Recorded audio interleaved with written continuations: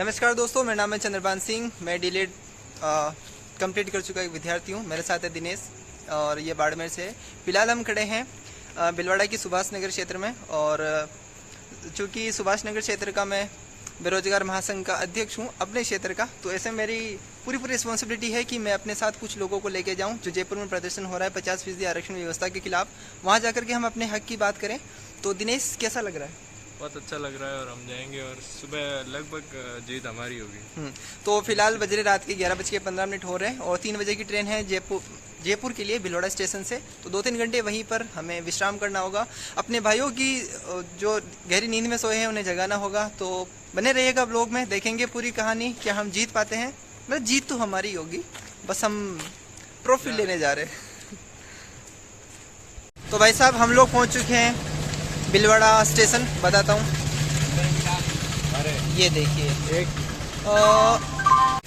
Number 19711 Dinesh ले चुका है यहाँ पर टिकट। और कितनी बजे की ट्रेन है दिनेश? कितनी बजे की ट्रेन है? 1 बजे की ट्रेन है। ये हमारा टिकट है और यहाँ से हमने लिया था। ये कुछ नज़ारे हैं स्टेशन के।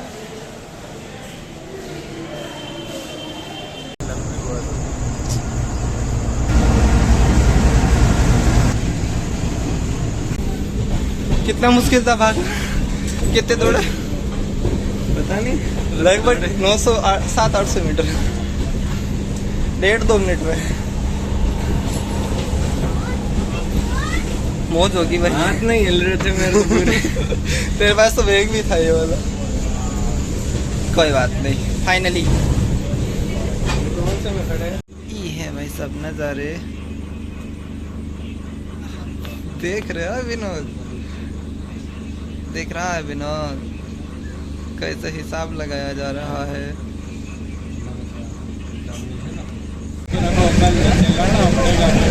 ऐसा नहीं है कि हमें ऐसे खड़े रहने का शौक है, वास्तविकता दिखाते हैं आपको।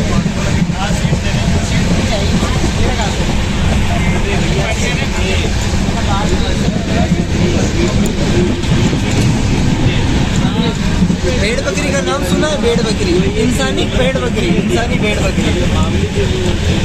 क्या कहोगे इस व्यवस्था के बारे में?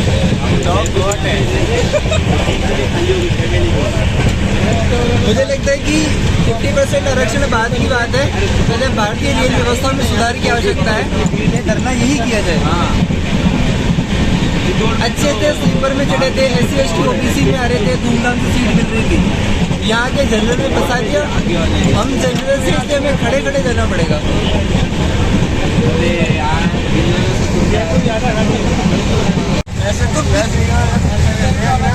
मित्रों, एक चीज बताता हूँ, एक कहावत है ना, आग लगे चाहे बस्ती में, बाबा रहता मस्ती में। मस्ती दिखाता हूँ मैं आपको।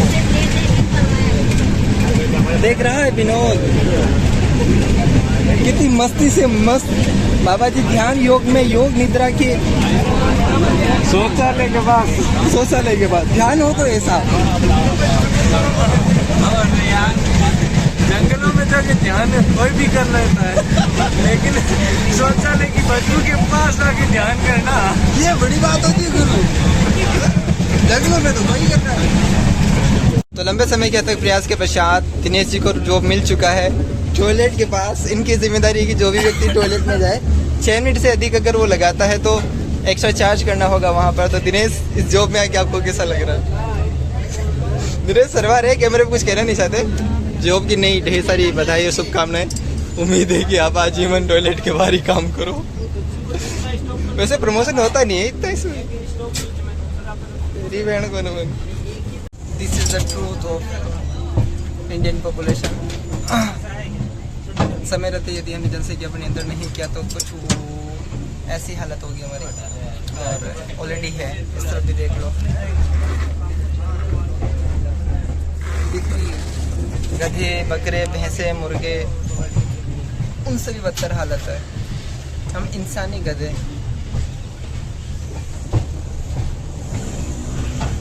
We are the donkey of human donkeys.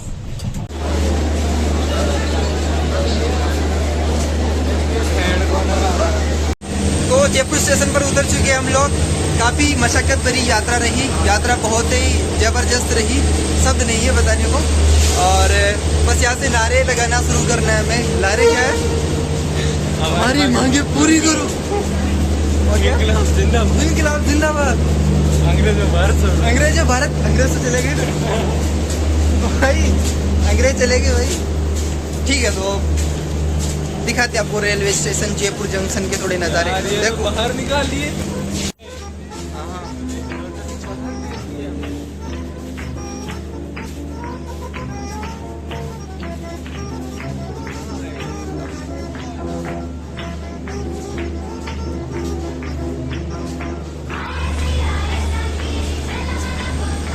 ये है दिनेशवा और ये लंबा लंबा लोह पत्र गामिनी, जहाँ तक देखा जाए वहाँ तक।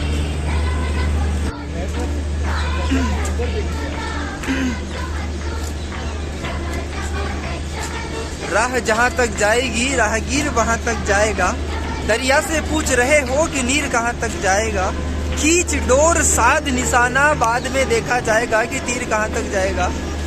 तो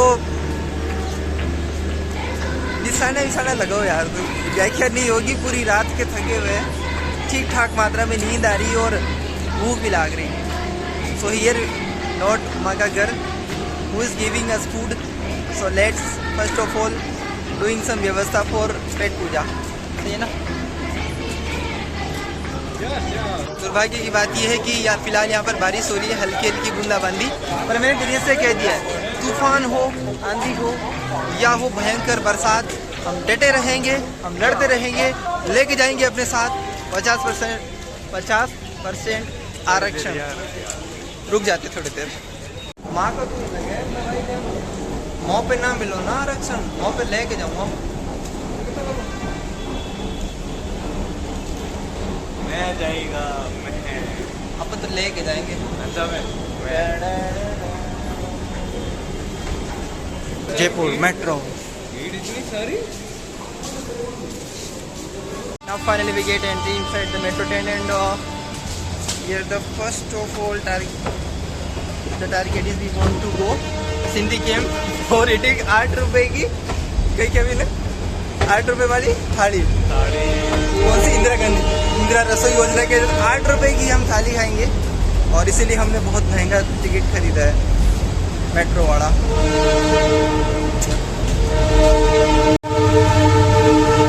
मेरा दोस्त मुझे गाइड कर रहा है, इस तरफ एक्सीलेटर है, इसमें जाना है।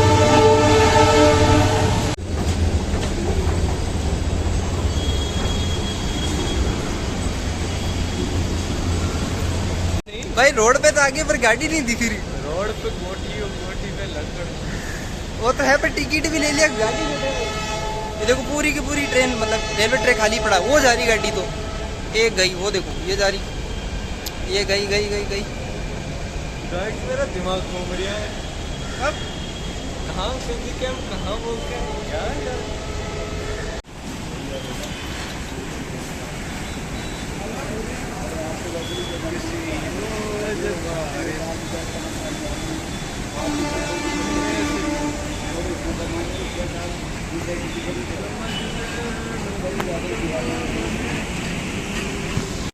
सो गाइस फाइनली हमारी रेल आ चुकी है और इसी रेल में हम रेल बना देंगे सरकार की रेल बना देंगे। आजा डाब दे भाई, डाब दे ओए, कटे ले जाई। एकदम ब्रेक लगाएगा। अच्छा, इस बार तभी बहुत जल्दी ब्रेक शू खराब हो रहे हैं। कृपया ध्यान दें, अपने सह यात्रियों की सुविधा को ध्यान में रखते हुए मेट्रो यात्रियों से अनुरोध है कि तेज आवाज में मोबाइल का मेट्रो से तो उतर चुके हैं और हिम्मत नहीं थी मेट्रो के अंदर वीडियो बनाने की। फिलहाल हम हैं सिंधी कैंप के बाहर। हमें दिख चुकी है अन्नपूर्णा रसोई योजना, तो 8 रुपये में भरपेट भोजन किया जाए। इसके बाद देखेंगे जो देखना है, जो करना है। भूखे पेट भजन भी नहीं होते, भूखे पेट आंदोलन भी नहीं होता, प्रदर्शन भी नहीं होता।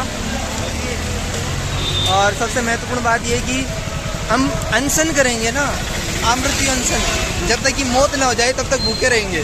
तो भूखे पेट फिर भूखे कैसे रह सकते हैं? भरे पेट भूखे रहा जाता है। बंद है फिलहाल तो भाई। इस तरफ आता ओए। तो समय की इसी श्रृंखला में हमें मिल चुके। भाई साहब, आपका नाम? बबलू मीना। बबलू मीना, कहाँ से आप? शाहपुरा।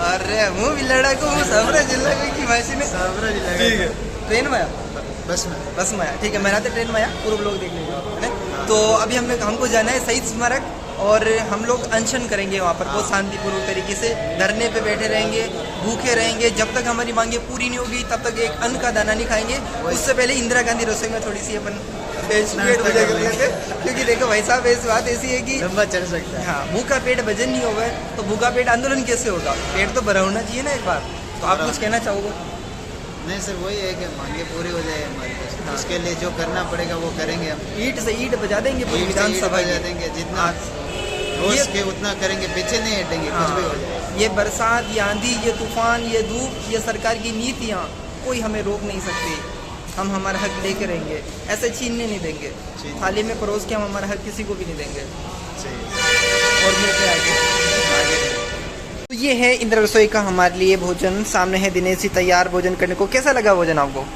खाएंगे तो पता चलेगा ना दिखने में कैसा लगा बस बेरोजगारों को तो भाई शानदार चीज़ है बेरोजगारों के लिए तो जल्दी जल्दी चेपते हैं चलते हैं कौन सी जगह ये अजमेर गेट अजमेरी गेट पहुंच चुके हैं ई रिक्शे में बैठ करके हम लोग आए थे और अब हमें शहीद स्मारक पहुंचना है पन्नी अब बारिश काफ़ी तेज़ है यहाँ पर तो पन्नी की व्यवस्था करनी पड़ेगी क्योंकि फ़ोन भीग सकते हैं थोड़े से अजमेरी गेट के नज़ारे आपको दिखाए जाए तो ये अजमेरी गेट है यहाँ का एक प्रसिद्ध दर्शनीय स्थल तो क्या पर गेट ही है देखने लायक है पर और ये अपना दिनेश हम जा रहे हैं इस तरफ लेने के लिए पन्नी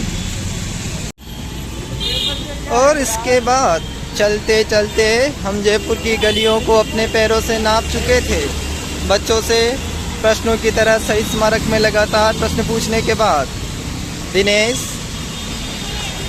के मन ने एक बात कही कि क्यों ना गूगल मैप पे देखा जाए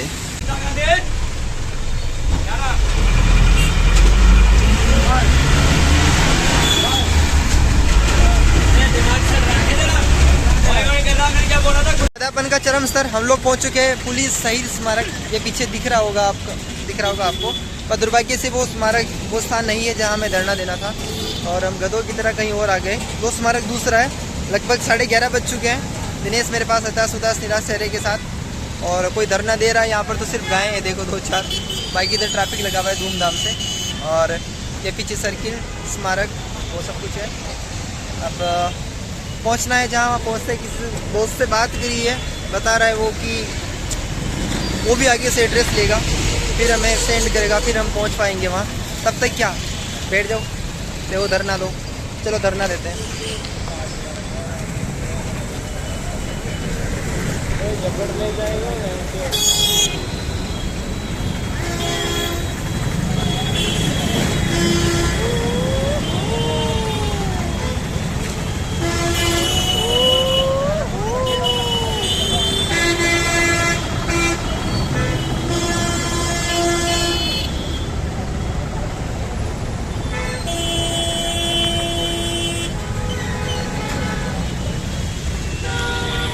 हाँ तो बातचीत करने के लिए आपको धन्यवाद। नमस्कार दोस्तों मैं हूँ ध्रुव राठी दोस्तों 3 घंटे से हम यहाँ पर शहीद स्मारक को ढूंढने लग रहे हैं एंड में चुकी एक फैक्ट के आधार पर एक चीज बताने लग रहा हूँ दोस्तों यहाँ पर भजनलाल सरकार की बहुत ही सोची समझी साजिश हो रही है दोस्तों ताकि बच्चों को गुमराह किया जा सके दोस्तों लेकिन हम लोग भी घर से कसम खा के जगह को ढूंढने में लग रहे हैं दोस्तों किसी न किसी हालत में यहाँ पर पहुँच जाएंगे दोस्तों नमस्कार माहौल उतना ज़बरदस्त है नहीं पर मीडिया टीम से यहाँ पर एक व्यक्ति हैं जो लगातार इन सभी की रिकॉर्डिंग करे और भाई के हाथ में एक छोटा सा बैनर है आरक्षण पाछो ले लो जी भजनलाल सरकार नाम से और विशेष बहुत जनसंख्या नज़र आ नहीं रही है पर कुछ चुनिंदा कुछ एक लोग यहाँ पर दिख रहे हैं माहौल अभी उतना गरमाया नहीं है कुछ लोग दिखाई यहाँ पर दे रहे हैं और हमारे जो मुख्य नेता थे हनुमान जी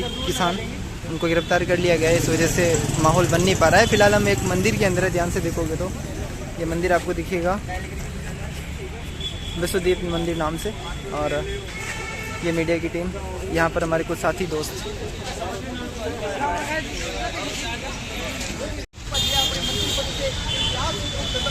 आरक्षण कहाँ से लागू कर देंगे? ये बताओ आप। हम यही कहेंगे अंत में इस बिल को वापस लेना चाहिए, और यदि नहीं ले रहे हैं तो इसकी वार्ता हुई। देखो सर, अभी तो उनको रिहा किया जाए, सबसे पहली मांग की गई है, और यदि नहीं होती है तो हमारे बड़े नेता सामने आएंगे, हम अलग अलग विधायकों के पास जाएंगे, अपने जब उनमें उपस्थित जब विधायक में लगभग हमारे विधायक मिल जाएंगे, हम कोशिश करेंगे उनके पास जाने की, उनसे वार्ता करने की।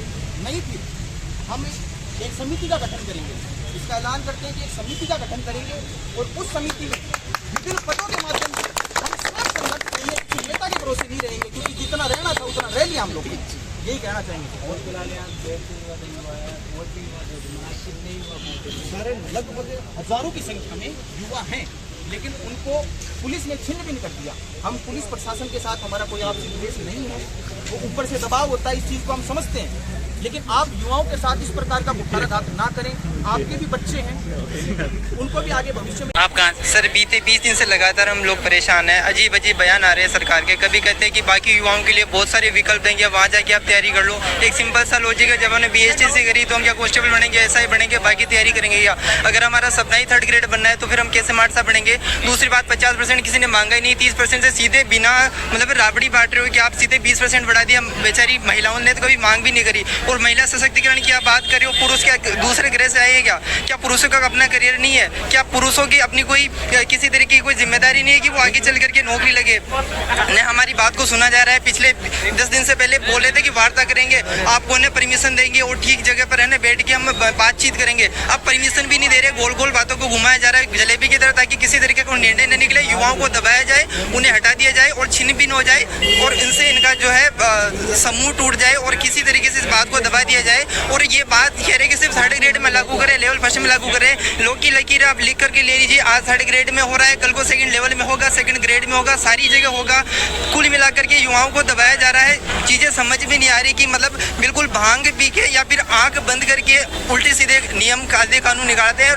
सीधी सीधी इनकी बात है कि युवाओं को भड़का दो, आपस में लड़ते रहेंगे, महिलाएं पुरुष सारी मिलकर के बहने भाई। प्रदर्शन है एक BSTC वालों का, जिस पर कल भी प्रदर्शन, फिलहाल हमारे पास उसकी कोई समुचित जानकारी नहीं है। जो हमारे नेता है उनको गिरफ्तार कर लिया गया है। हमारा जो अधिकार है अनुच्छेद 21 के तहत, और जो हम यहाँ पर आकर के अभिव्यक्ति की स्वतंत्रता है, हमारी बातचीत रख सकते हैं, वो बात करने को तैयार नहीं है, वो सुनना भी नहीं चाहते। और हम कोई बात रखना चाहते हैं उसके लिए माहौल भी नहीं बनाने दिया जा रहा है। हमारे हाथों को काट दिया गया है, और अब वो कह रहे हैं कि तुम धूमधाम से तैयारी करो। भाई 50% अगर है ना सीधे सीटें एक तरफ चली जाएगी तो पीछे बचा क्या? एक से OBC है, SC, बाकी बहुत सारी, हाँ, उन सब के जो है अशोक चौधरी जो आपके नेता थे वो तो अकेले बैठे थे, उनको भी पुलिस ने हिरासत में लिया। उसको लेकर देखिए मेरे ख्याल से है ना उनका सीधा एक ही तौर तरीका है कि जो उनका प्रमुख नेता है उसको गिरफ्तार कर लो। इससे क्या पीछे जो युवा है उनके अंदर फूट बढ़ जाएगी, वो हिम्मत कर नहीं पाएंगे। बोले वाले लड़के ये है ना कैसे मुश्किल से रूम ले लेके तैयारी करें, इनकी आत्मा जानती है, घर से दूर रहते, खाना हाथों से बनाते, बूढ़े माँ बाप है ना सपना देखते हैं कि नौकरी लगेगा बच्चा, वो बच्चे बेचारे फांसी खा के मर रहे हैं, क्या करेंगे वो? ये कोई तरीका थोड़ी ना यार। देखो एक प्रोसेस बता रहा हूँ सरकारी नौकरी का। सबसे पहले वैकेंसी के लिए है ना तुम धरना दो, इसके बाद में ना फॉर्म भरने के लिए धरना दो, इसके बाद में पेपर लीक होगा उसके लिए धरना दो, फिर रिजल्ट निकालने के लिए धरना दो। पर पेपर लीक तो होगा कोई वैकेंसी हो। हाँ, और इसके चीजें समझ में नहीं आ रही। सरकारी नौकरी सरकारी महिला आरक्षण 50% कर दिया था, आपको कितना नुकसान होगा? सर नुकसान पीछे बचा ही नहीं सर। 80-82% सर जनरल वाले जाएंगे कहाँ बेचारे? कहाँ से कुछ मैं टोंजली से आया हूँ। मैं ये बोलना चाहता हूँ कोई सरकार से कि ये भाई एक मिनट, कल मनोज भी आते हैं, एक काम करते हैं, मुझे लगता है कि कल संख्या बल इससे काफी ज्यादा हो सकता है। चांस से इस चीज के ना, यदि वो पहले गिरफ्तार हो जाते तब तो बात अलग है, संख्या बल काफी ज्यादा होगा। हमारी जिम्मेदारी बढ़ती है कि वो जब अनुशंसा करें फिर उसके बाद में बोले, अपन आधे घंटे पौन घंटे बाद उनको बैकफुट पे दे। देखो ये जिम्मेदारी बढ़ती है क्योंकि उन्हें नेतागिरी करनी है और हमें हमारा धर्म बताना है। बिल्कुल सही कह रहा है। एक चीज बताओ, अपन चलो ठीक है उस दिन सही, अपन को ये कि भाई अगर परमिशन नहीं मिलती है ना तो आपको भी पता है कि अपन को गेट तोड़ के बैरिकेड तोड़ के हंगामा करने की जरूरत नहीं है। आप सब समझदार हो। आज क्या ना बोल अच्छा बैरिकेड तोड़ेंगे वहां जाके, पुलिस वाले क्या करेंगे भाई? उठा के लेके जाएंगे। रही है, इसका मतलब जो पुरानी सरकारें थी वो पागल थी, जो लड़कों को जो है ज्वाइनिंग दे रही थी। दूसरी बात, अगर हम लड़के समर्थ नहीं है पढ़ाने में तो हमें बीएससी जैसा कोर्स करने क्यों दिया गया? अगर ऐसी कोई बात है कि हम अच्छे से नहीं पढ़ा सकते तो हमारे लिए कोई अलग से भी कोर्स होना चाहिए जैसे कि हम पढ़ा सके। वास्तविकता ये है कि आपकी कब तक लड़ाई जारी रहेगी महिला? सर हमारी सीधी सीधी, क्योंकि अगर ये आरक्षण लागू हो जाता तो हमारे पास कुछ बचा ही नहीं। एक ही चीज़ है वो फांसी का फंदा, लटको और मरो, क्योंकि माँ बाप वैसे ही गरीब हो चुके हैं, पैसे लगा चुके हैं। पहले हमको है ना बीएससी करवाई, इसके बाद हम रीट की तैयारियां कर रहे हैं लगातार 2-3 सालों से, है ना। वैकेंसी टाइम पे आ नहीं रही है, इतनी दिक्कतें हो रही है। पढ़ना कितना महंगा है और घर पे हम पैसे कमा के दे नहीं पा रहे। फिर ऐसी उल्टी सीधे बयान आएंगे, उल्टी सीधी भर्तियां होगी, पेपर लीक होगा, 50% आरक्षण यूं मुफ्त में बांट दिया जाएगा, हमारे पास कुछ बचेगा नहीं, हम जनरल से तो हम क्या करेंगे? फिर सुसाइड के अलावा कुछ है क्या हमारे पास तीसरा ऑप्शन?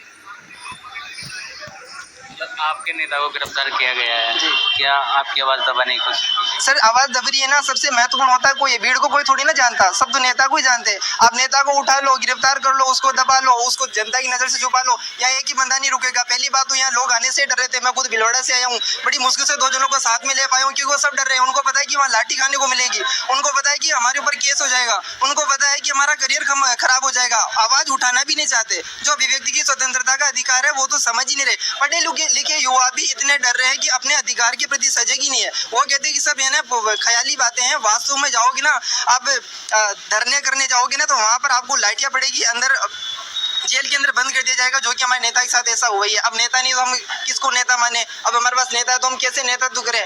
या तो बिना पति के पतवार जैसा मामला हो गया और ये नैया डूबनी है। अगर ऐसा सब कुछ चलता रहे तो मैं तो सभी लोगों से सिर्फ एक ही संदेश देना चाहूँगा कि भाइयों अपनी आवाज़ उठाओ, अपनी तहसील में, अपने क्षेत्र में, और वहाँ पर आप लगातार ज्ञापन दो। हमारी जीत होगी, हार मत मानो, एकता में शक्ति होती है। आप लोगों को हर हालत में किसी भी तरह से लड़ाई जारी रखनी होगी। ये अन्याय है, ये इसलिए नहीं कि हम हमारे हक के लिए लड़ रहे हैं भाई साहब, ये अन्याय भी है। 50% बहुत बड़ा मामला होता है। सर आप कहाँ से आए? आज आपका प्रदर्शन था, आखिर कितना नुकसान होगा आपको अगर महिला आरक्षण 50% कर दिया जाए? सर मैं साफरा जिला से आया हूँ और अगर 50% महिला आरक्षण लागू कर दिया जाता है तो हमारे जो आज आंदोलन का दूसरा दिन है और आज भी लगभग स्थितियाँ वैसी ही है। कुछ लोग, बहुत सारे स्टूडेंट्स वहाँ पर है, एक करके आ रहे हैं, देखते हैं क्या होता है।